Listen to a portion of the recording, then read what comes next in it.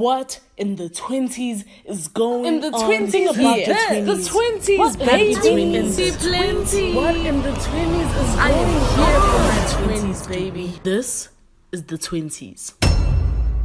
Welcome back to the podcast. I'm your host, Zamam Kize, and this is What in the 20s, a podcast where you listen to me grow through it, baby. On this episode, we're going to be speaking about, well, it's titled, Don't Play About You. How this came about, right, was, so earlier this week, someone tried to scam me. And, I don't want to say it was successful, but it was very inconvenient because of how basically I now had to go to the bank because they now had to like block everything and I had to now change pins and all the rest, you know, that stuff. And whilst I'm there, the lady asked me, she's like, are you working? And my response was, no, I freelance. That's literally how it was. I was like, no, I freelance. And she literally looked at me and she said, you are working.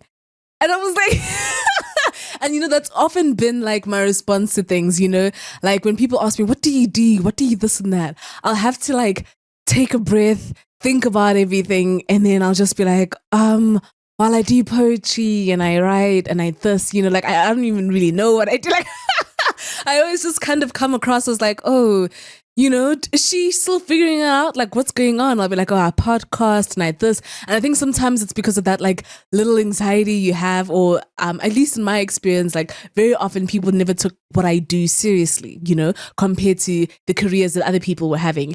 And I think I just always kind of, like, downplayed, like, what I do, where I'm at, even though, like, I've worked so hard and I have my honors degree and all of that kind of stuff, I just always feel like, oh, well, yeah, I just, I even like change my my tone and all of that. And that's the thing. It's like when you do that, I think people people start to doubt what you do because you're already doubting, the significance and the importance of what you do. And so I first want to start by asking, how is it that you talk about who it is you are and what you do, right?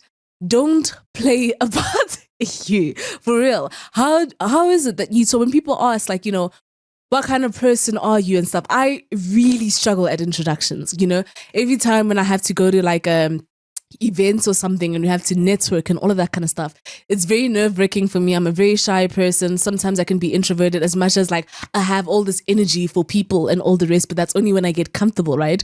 In the beginning I can be really reserved and stuff like that. And so when we have to do that thing, like, when you go to new environments and stuff and everybody has to now introduce themselves, I can't tell you how nerve-wracking that is for me, when it comes to my turn, who I am and how old I am and what are my interests, why am I here, all of that kind of stuff. I always overthink, like, how am I going to do this? Like, should I be professional? Should I make it fun? Should I say something funny? How can I be memorable? All of that kind of stuff. And then I end up just overthinking so much to the point where when it comes to me, I'm just like, I speak so fast. I speak at the speed of lightning because I just wanted to get over and done with. Like, I'm like, hi, I'm Zamam Kize. People call me Zay, this and this, and I do this and I do that. And I'm like, okay, great. Next person, because it's just too much. And by doing that, immediately, I feel like what I've done is to tell everybody, don't care about me. Don't take any interest in me. Don't, because it's like, I'm not even taking an interest in me. And it's not my intent, it's not my, the purpose of why I'm doing it, but it's like, you get so shy, right? And that's the thing, it's like, it's not what you're saying, but how you're saying it. And that's the thing, sometimes we get so caught up in how we present ourselves, right? We get so caught up in like the first impression and all the rest that it doesn't even come off the way that we intend to, and because of that, it's it lands so flat. As I'm saying, what you're essentially just doing is telling people, don't listen to me, don't look at me, don't care about me, whatever it is, when you rush through things so quickly, or when you kind of shy away from the value that you provide being in a space, from the value that, I think lots of people would always be so shocked, so shocked when later, in the term they would find out that like I was actually doing really well in class. because like I was never the person really that was like constantly raising my hand and this and that. Like I was just always quiet and shy and stuff. But like when the test would come back, the marks would like show that like, oh, she's actually been working. Like she's actually one of, I guess, the achieving kind of people. But it's like, because you just get so used to not, putting yourself up for things, I would never kind of boldly say, I want this position or I want this or whatever. I'd always hope people would just kind of select me or choose me because I get so scared to even, like, how dare she? How dare she even type of a thing? And it's like, that's the thing. It's like, you shouldn't be playing about you like that, And it all has to do with like your tone, your posture, when I say that, it's like not what you say, but how you say it, it's about the eye contact, right? Instead of constantly just like looking down or whatever it is because you're so shy, they even talk about this in speeches and stuff, that you should actually like make contact with the audience, etc. But like now you're just trying to get through everything that you don't even really want to look. There's nothing I hate more than when I have to go to a space, like say I'm buying groceries or whatever it is and you greet someone and they're not looking at me like, am I not important, enough? Am I wasting your time? Like, what is it? I love eye contact. It makes me feel like you see me. It makes me feel like I am worth your energy, worth your time, worth being in the space. Like, I love eye contact because I feel like when you don't, it makes me feel invisible. It makes me feel like, you don't care. And that's the thing. It's like when you're talking about yourself and the things that you do, think about the conviction with which you speak about what you do, because now when you say that I do this and this and this, and if people ask you questions on it, you know what I'm saying? You need to be able to talk your talk, you need to be able to say like with passion and excitement and energy and just confidence, I think that's what makes people want to engage with you. It makes people want to care. It's about body language, are you slouching and all the rest, are you opening up or are you opening up your shoulders and stuff like that? Are you ready to receive and share and, speak about why it is that you're a great candidate for this position and all the rest, why people should be friends with you, why, and it's not even necessarily about proving yourself necessarily. I think it's more about showing, just a conviction in who you are, right?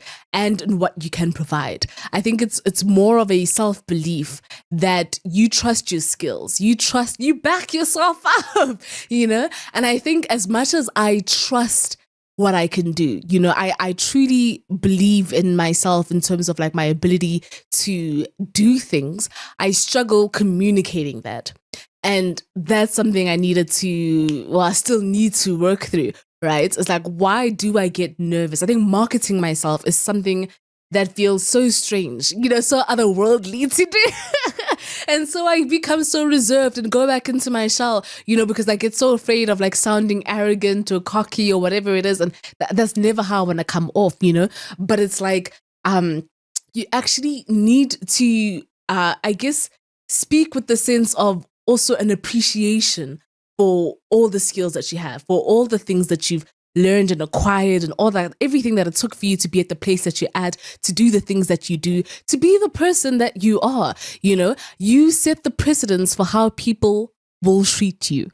How you, I guess, explain yourself and what you do, how you share yourself, how you, whatever it is. People are constantly taking cues from you, how to treat you. People are constantly taking in information, based off of how you treat yourself, how you see yourself, how you speak about yourself, what you do in your spare time, all of that kind of stuff. People are using that as indicators, as to what they think you deserve to be treated like, what they think you deserve to be kind of received. And that can be such a tough thing. Sometimes you can feel like, why aren't you respecting me and all the rest? But it's like, do you respect you? Do you show up for you?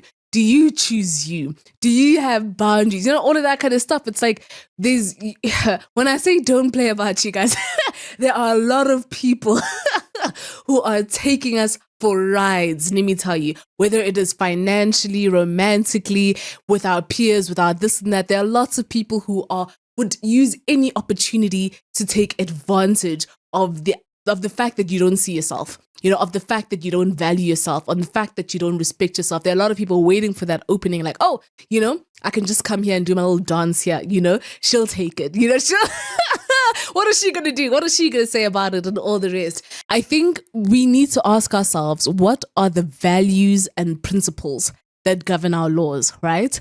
I truly, truly believe that there must be something that your core beliefs, right? You need to have I even say, what is your philosophy? You need to have a philosophy, from the book The Slight's Edge, that they speak about it a lot, right? Every person needs to have a philosophy. I think, I have multiple, sometimes it really is, for the glory of his kingdom. Is the work that I do on this earth, does it appease, his kingdom, God's kingdom and stuff like that? Is who I am, the way I'm living my life and all of that. I feel like those are the things that kind of govern my laws in terms of how I exist in this world, right?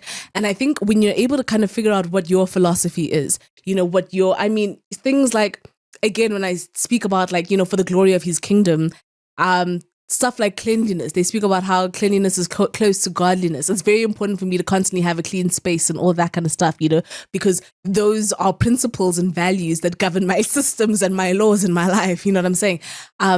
Things such as consistency, obedience, all of that kind of stuff. Those are values that are important to me. And if you don't have systems that govern your life, that govern your internal kind of being, your moral compass and all the rest, it is very easy to be dismayed. It is very easy to be kind of taken astray, taken in a different kind of journey and all that kind of stuff, because other people will intercept, right, and intercede what it is you got going on, and you'll fall easy prey to them, for whatever their intentions are, whatever they got going on and stuff like that.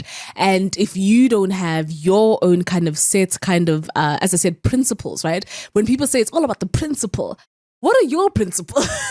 What are things in your life? And I think when you move as someone who has principles, who has values, who has a philosophy, it's really difficult for people, I want to say...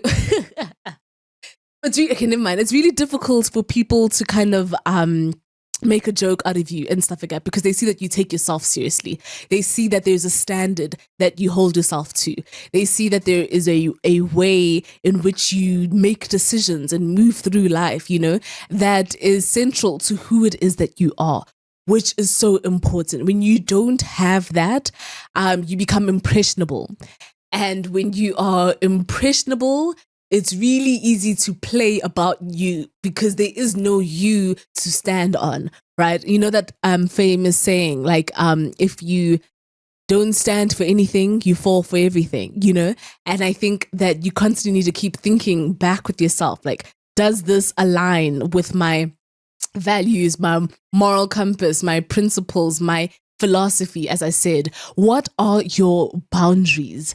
If you lack boundaries, people have no problem walking all over you. People have no problem taking the whole arm. People have no problem doing more than they should, when it comes to you. Because like I said earlier, what are you going to say? What are you going to do? They know that you're just someone who's going to let things slide. You're just someone who's going to be okay with whatever. You need to be someone who has boundaries. You need to be someone who has a limit. You need to be someone who actually says there is a point and you cannot push it. You know what I'm saying? You need to be someone who is strict about certain things. It doesn't have to be everything. But again, it needs to go back to your principles and your values, At what point does that cross? At what point is it inappropriate? At what point do you feel taken advantage of and all the rest? Do you not feel appreciated and not valued and all of that kind of stuff? You need to have, as I said, limits. It's important. I think sometimes people like to always say, I want to live without limitations. I want to live without rules. I want to live. Let me tell you, that's the thing that's going to make you feel so stressed in life, in relationships, in workspaces and all of that. You need to have rules that govern how you move about things, because if you don't, or boundaries and stuff like that, I think that the opposite end, being too far end of that spectrum is, chaos. If you don't have that, it's just, and we're not speaking about the extremes of things, but I'm saying in that case scenario, that's when things just stop working and start falling apart, quite honestly. And I think that when we speak about having these boundaries and stuff like that, we're actually also speaking about like, how are you able to, not only just attain respect, but maintain it. And by that is that when you're seen as someone who, like I said, has values, has boundaries, has principles, has a philosophy and all of that, it's a lot easier for people to respect you, right? Because you stand for something. So now they've given you their respect. The problem is very often we shift our goalpost, especially for people we love, especially in moments when we feel desperate, especially in moments when we really want to people please or we want to be considered for something or all of that kind of stuff, we start to shift our goalposts and all the rest. And that's when we start to lose respect, right? And by that, it's like, say, for example, you say, if you do this in this relationship, I will leave. And then that person does it and then you don't leave, That is what I mean. It's like you're not standing by your boundaries. You're not standing by your limits and stuff. And when you constantly keep pushing that goalpost and, all of that kind of stuff, eventually that person will stop respecting you, because they see that you are malleable, you're, I guess, you don't stand. Yeah, you don't really mean it when you say what you mean. If you say that if I don't get paid this amount or whatever it is, I'm not going to accept this, position, and then you accept it anyways. They don't feel any pressure to meet you at your needs, to meet you at your demands, to meet you at your value, because there is some part of you that feels like maybe you're desperate for it or whatever it is, even though you have all the qualifications and more to get what it is that you're asking for, right? But because you just accept it and all this, that's what I'm saying. It's like they respected you enough to even consider you, but it's like because you don't maintain that level of this is who I am, this is my value, or whatever it is, it's like now you don't maintain it. And that's what I mean. Don't play about you. If you say that this is what you need, if you say that these are your desires, if you say that this is your benchmark, this is your boundary, you have to have the courage and the strength to maintain it. You have to have the courage and the strength to withstand it, to uphold it, and when you do that with yourself, if you say that at this time every day I'm going to be waking up, I'm going to do my bed, I'm going to, get this done or whatever it is, you have to be able to keep those promises with yourself, because when you start shifting that for yourself, everybody else starts shifting that around you and you start accepting that. And I think what we need to start doing is adding tax to everything, because it is going to cost you. The same way people say, like, think about your value and then add tax or whatever it is. I'm going to say that in the opposite direction. If you keep moving your goalpost and you keep not having boundaries and you keep shifting things and all of that kind of stuff, you become prone to constantly entertaining things that are in misalignment with what it is that you want. Things that actually do not align with your values, do not align with your principles, do not align with your journey, do not align with the version of you that you see. You keep attracting those things because you're unable to uphold the things that you need, the systems you need to get you to where it is you want to be, to get you to your goals, right? And because of that, like I said, it's going to cost you and tax, because you'll end up spending time, lots of time, going in the wrong direction when you're meant to be in this direction. Lots of time in the wrong relationship when you're meant to be elsewhere, focusing on something else, because even though you knew it was the wrong one, you kept allowing it, you kept letting it happen, whatever it is, the wrong workspace, the wrong career, all of that kind of stuff, It's going, that kind of time wasted and all of that it's a lot, It's going to cost you relationships. It's going to cost you relationships with your friends, relationships with being in the wrong environments, the wrong spaces, occupying the wrong kind of friendships and people and entertaining them and all of that kind of stuff.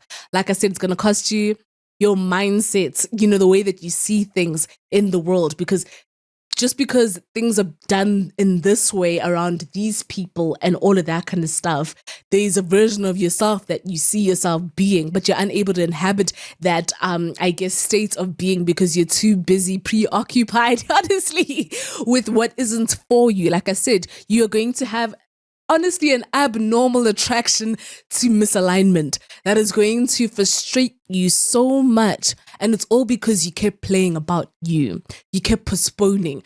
when you're going to start that business. You kept postponing when you're going to start your fitness journey. You kept postponing when you're going to start saving, when are you going to start being a better friend, when are you going to start showing up, when are you going to start being consistent, when are you going to start being on time, when are you going to start having healthy habits and all of that. It's going to cost you good habits also, because you're going to be spending so much time cultivating terrible habits, toxins and all of that kind of stuff, laziness, etc., procrastination and all of that kind of stuff, right?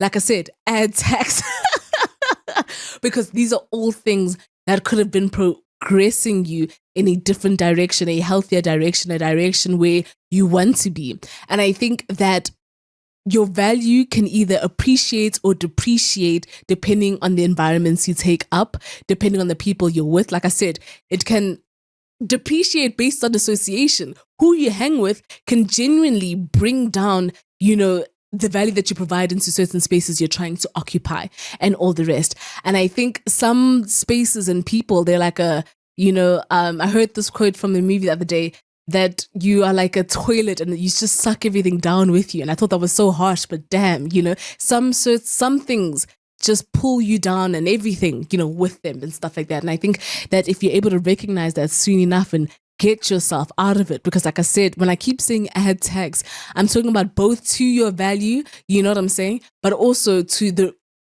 regression of things, also to the bad side of things if you were to go in the wrong direction. And like I said, these things are like easy things, right? It could be small things that you don't even notice in the moment, but they compound and they compound until you find yourself in a completely different direction from where it was that you started, from where you was that you wanted to be. And if you're not careful about those things, if you keep playing about yourself and whatever it is and not taking yourself seriously, there are things in your life that are going to sit you still until you're just sitting there like, how did I get here? And I think, like I said, all that time and energy spent moving in that direction will cost you. And so when I say don't play about yourself, think of yourself as an investment, and I think that's a beautiful thing. I always like to say the words like, this is Project Me, when it comes to what it is that I'm willing to put into myself, dedicate time into yourself, money, financially. Like when you think about the dreams, the things that you want, all of that kind of stuff, actually be willing. Like sometimes I'd be like, oh, but I don't want to spend that much. Oh, but it costs. And then I'll think like, but wait, am I not worth it? Am I not investing in this membership at whatever? Am I not worth investing in this degree, in this course, in this whatever, this and this and this? Like, oh, but I don't want to spend that time. I don't want to this and that. But it's like, wait a minute. You're so willing to do that for everybody else and everything else. You're so willing, every weekend to spend that money on other things that are actually not building you. And, even though it's important to have time, I guess, whatever, to do other stuff. But I'm just saying, like, sometimes we will, reserve our money and our time and all of that for things that are actually not bringing you any closer to the version of yourself you're trying to be. And when it comes to the things that you need to do and invest and all of that for the things that you want to be, for the person you want to be, it always feels like we have to second guess. It always feels like it's too much, like it's out of bounds. And I always think that's such an interesting phenomenon I see with myself, with everybody around me and all the rest. It's like when it comes to ourselves, it's too much. It's too much. And whatever, would rather prioritize putting that time, money, energy, all of that into something else. You need to go big when it comes to you. You need to go bigger even. When it comes to you, trust that you will carry yourself through. Trust that you're able enough to carry your dreams through, to carry your passions through and all of that. You really have to have some unbelievable faith in who you are, that when you're speaking about yourself, when you're telling the story about yourself, it excites you, it's interesting, it's engaging. But you also need to have enough humility to understand that everything is a learning process.